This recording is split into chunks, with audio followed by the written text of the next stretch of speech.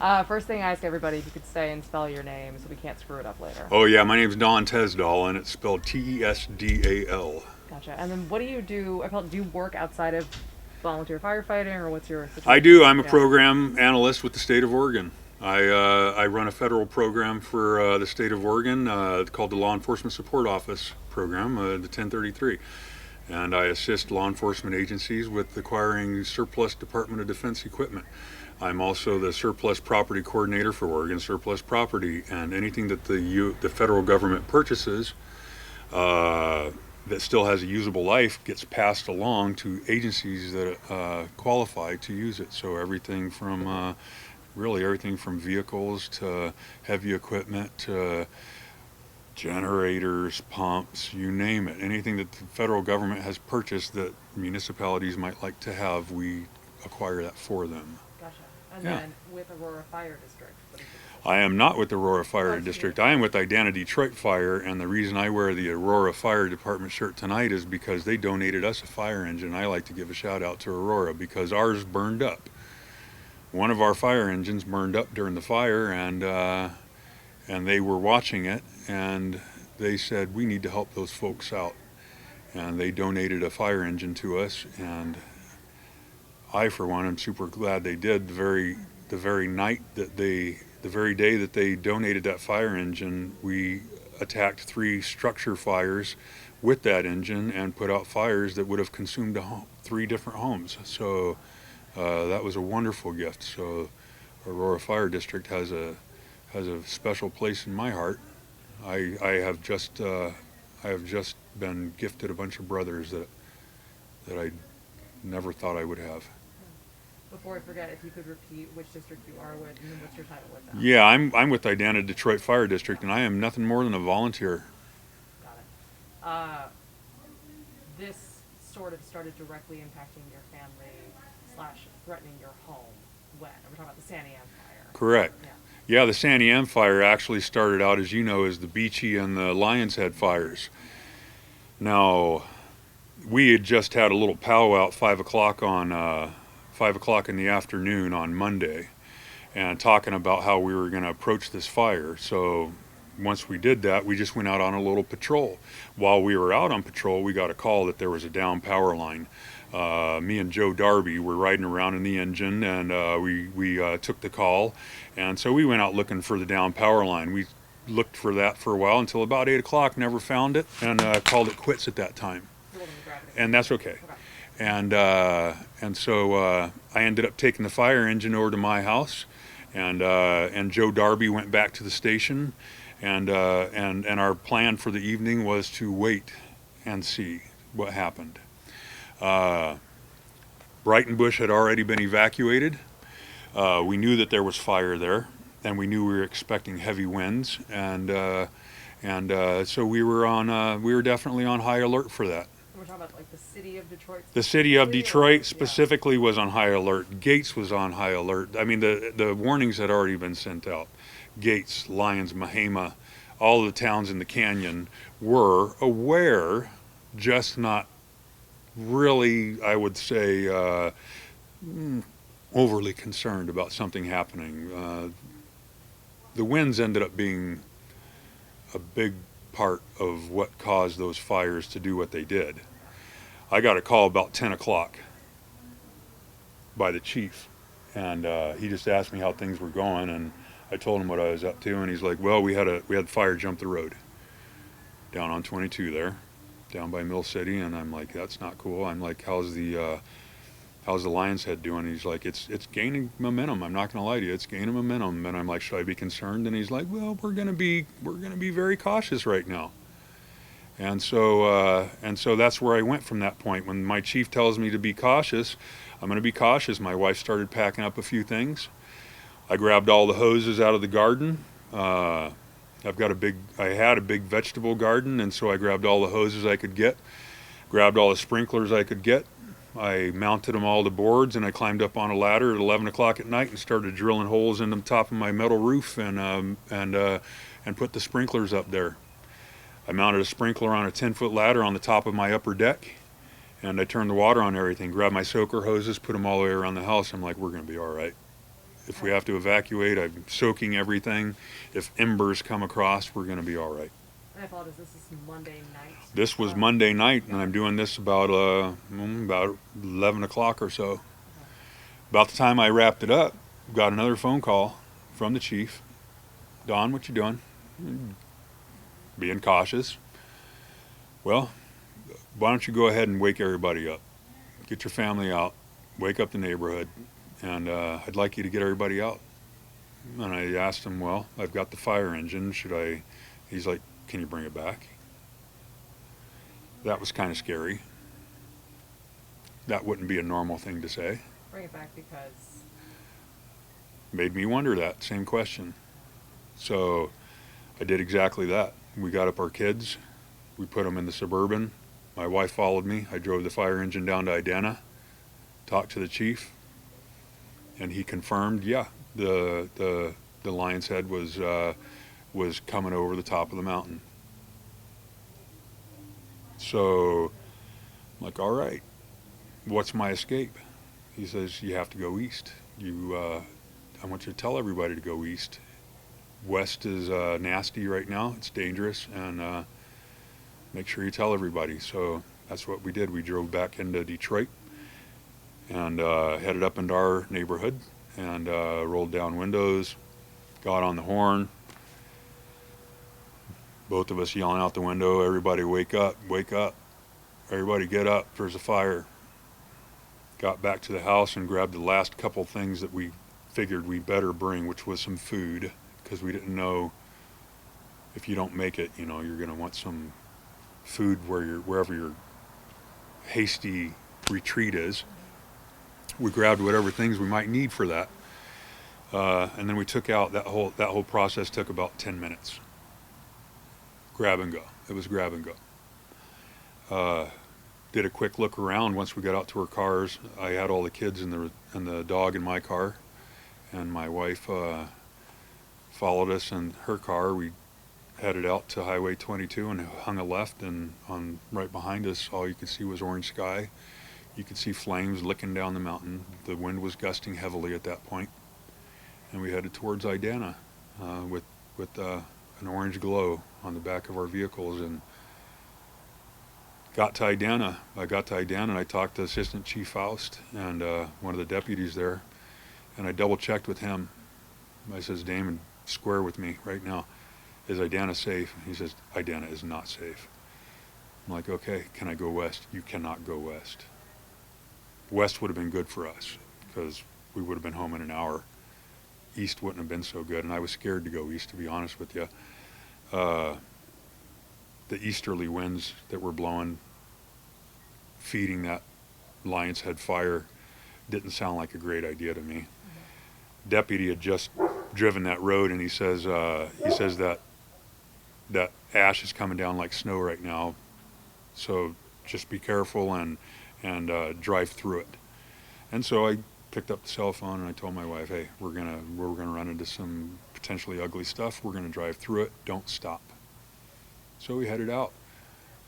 We didn't make it probably more than 3 or 4 miles before we started coming across a lot of debris from the trees that had fallen down. We're talking gusts 50, 60 miles an hour. When it's blowing that hard, you've got all kinds of things hitting your windshield, twigs, sticks, all kinds of things that you're running over. Came to several trees that had already fallen across the road. Somebody had gotten there ahead of us and cut those open so that we could get through. It was big enough for a car to get through and not any bigger. I was so glad I didn't hook up the boat. And it just picked up from there for a good 7 to 10 minutes. And this is still... This is heading out of Idanha. This is late Monday night. We're right around midnight, 12:30, right around midnight. And I've got fire on both sides of the road at this point, logs across the road, and we are about as scared as a person can get. Kids are asking questions, trying to keep it on the down low. And they're like, Thomas asks, is this normal, Dad? I'm like, no, Thomas, there's nothing normal about this right now. This is unusual. And they just they were troopers. They just kind of looked out the window and did their thing, and And all I knew to do was keep going. And remember, it's dark. There's a ton of smoke. We're going 40 miles an hour, and I feel like I'm going too fast. My wife's behind me. No headlights behind her. No taillights in front of me.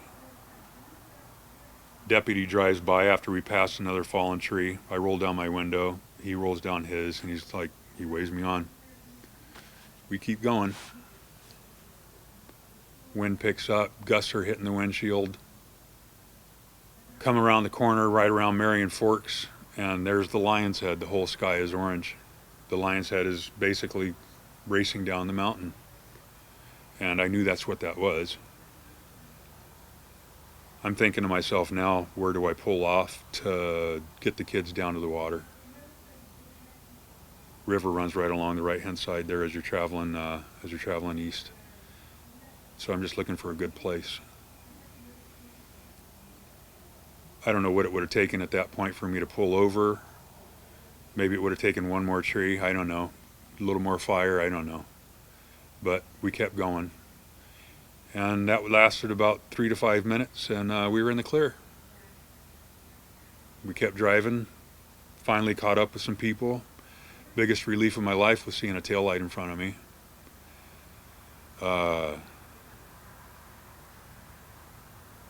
Everybody, a lot of folks were pulling over in sisters, and I didn't feel good about that, so we just continued on in the bend. We come up to that mall, right past the first stoplight you get to in Bend. We come up to that mall, and we just pulled right into the mall parking lot and closed our eyes for a couple hours. Woke up and decided to make our next move, whatever that was going to be, to get back to Kaiser. Next move ended up being heading down 97. We called people. I've got a son-in-law, Bruce Opsel, in the fire service. He's a firefighter with TVF&R. Bruce, where can I go? You got something you can look at and tell me? He told me 58 can be your best bet. So we headed down 97, went across 58. Landed in Eugene. Of course, you know, Lane County was having their own problems. Sky was black and orange there, eerie. We got there about 11 o'clock. 11 o'clock, close to noon. Drove down I-5 for a while, nothing but black and orange skies, just the craziest thing, freaky. It calmed out by the time we got into Kaiser. We got into Kaiser, happy to be home, rested for a while. Started making calls, found out that our neighbors were right behind us, only trees fell right behind us. Luckily, they had a chainsaw. My wife told me to grab a chainsaw, and I blanked it. She said, grab your chainsaw, Don. And I don't know what I did instead. I have no idea. I still don't know. I still don't know why I didn't take that thing. I still don't know why those trees didn't fall on our car or before us. I don't know why, but trees fell for those guys. They were prepared. Marv, Paul, Todd, all those guys, Kelly, Donna, they had to deal with something that I didn't have to deal with. Found this out later when we were text messaging to see how everybody was, and they says, no, they closed the road. Even though we were supposed to go east, they closed the road after that. So they found a way to clear out enough to control the fire enough heading west to funnel. Everybody had to turn around. That was told to go east, they had to turn around. Then they went west, and they actually made it home. But there's quite a few hair-raising stories, if you haven't heard them, about people driving through gates in Mill City. I don't know which one I would have preferred, honestly. I don't think there was a good choice. That happened. I got on the phone trying to find my people, trying to find the other firefighters. What happened to you guys? They were stuck at Mongold. I didn't know that. I found that out later. We organized a team. Our captain, Joe Darby, and Chief Will Ewing, they organized a team of guys to get up there and start helping putting out the fires. So all I had left was these shoes I'm wearing now. Didn't even have a pair of socks, to be honest with you. Had a t-shirt, a pair of thin jeans, and these shoes. So I waited outside the store, the outdoor store here in town, and as soon as they opened the doors, I rushed in and grabbed the best pair of boots I could find, the toughest jeans I could find, a couple thick pairs of work gloves, and I met a team of guys over by Costco, over by the highway, and picked up my buddy Scott Fleming right over here, and another volunteer for Idanha-Detroit, and we headed out there with our team and made it into Detroit, and we got put into action right away. Spent the next 3 or 4 days. So we spent the next 3 or 4 days fighting fire. I didn't get to see the house right away. I drove by it once, and all I could do was look at it because we were on our way to do other things. It was hard. It was hard to drive by the house and not have a chance to look. And every time I'd get back to the command post, I was kind of begging I didn't say anything to anybody, but in my mind I was just begging to get over there. I was just dying to get over there. I didn't actually get a chance to kick ashes until, I think, day 3. Which was hard because Joe Darby's house made it, and his house is right on the backside of my house, and he opened up his house to us to get a couple hours of shut-eye, and so that's what we did. But we were putting in a lot of hours, and there really wasn't time for a sentimental journey. So by the time I did get the chance, I went out there, and I just kind of wanted to film our neighborhood. I wanted people to know what was out there. I filmed the neighborhood a little bit, and then by the time I felt like I was kind of conditioned enough and callous enough, I went and looked at my place, and you're not prepared for that. See, the thing about Detroit that people love, it's the trees. It's the greenery. It's the lake. It's the beauty of that place. And there's nothing beautiful about what I saw. There's a lot beautiful about what I experienced. Because there's a lot of beauty in the camaraderie. There's a lot of beauty in the effort. There's a lot of beauty in the brotherhood and sisterhood that occurred out there. And that's why I wanted to post those videos, because if you're going back there for the beauty of the scenery, then you're going to be sorely disappointed. It's heartbreaking. It crushed me. It's all black and gray. I was devastated by it. How long have you lived there? We bought our house a little over 2 years ago. I've lived here most of my life. I grew up at Detroit with my father taking me up there going camping. His dad took him up there camping. He knew the area well. And my dad did the same for me. I always wanted to get back there. The opportunity came to buy a house there, and we did. It took us about 3 months to figure out we wanted to live there full time. So that's what we did. We just moved up there full time, pulled the kids out of the school district here, moved them up there, and began our life there. And it was perfect for us. We kind of wanted to get a more rural life. Kind of the kind of life that we grew up with as kids, that's what we wanted for ours. We kind of wanted to get away from all the things that happen in the city, just the congestion, it's different in the mountain. Mountain life is different. Detroit is special for lots of reasons. The people up in Detroit are special. The community is very special. People who've been there and people who go there a lot, they know that, and that's why they have so much love for it. And that's why I want to post the videos, because I want you guys to know that if you're going back to see the beauty of Detroit, you're not going to find it in the landscape right now. It is heartbreaking. It will crush you. It certainly crushed me, and I'd been there a while. I want people to know that that's what it looks like, so you need to find another strength. You need to think about what it is about living in Detroit that really meant a lot to you, aside from that tree in your yard, because your tree's gone, your garden's gone, your ferns are gone. Like me, your chickens might be gone. Your memories, in my case, they're all in my head now because we lost our hard drive. You know, you gotta think, what is it about Detroit that I love now? Well, it was the community. and our community's strong, and I know this.